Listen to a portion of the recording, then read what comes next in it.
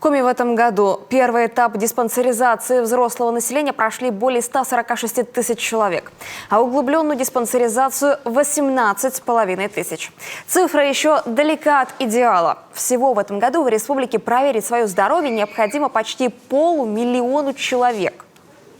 Чтобы быть уверенным в своем здоровье, чтобы, если мало ли что, выявлять на ранней стадии и жить завтрашним днем.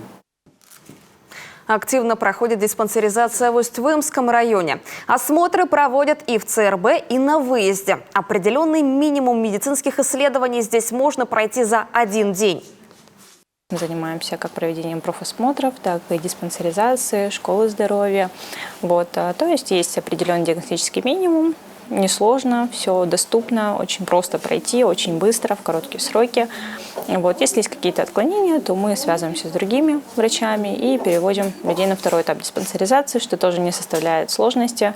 Никого никуда не гоняем, все очень быстро, доступно проходит. И выявляем, если есть какие-то заболевания, и приступаем к их лечению вовремя. Напомним, диспансеризация проводится ежегодно для людей от 40 лет и раз в 3 года для граждан от 18 до 39 лет. Если по возрасту в этом году не положено прохождение диспансеризации, тогда жители республики могут бесплатно пройти ежегодный профосмотр.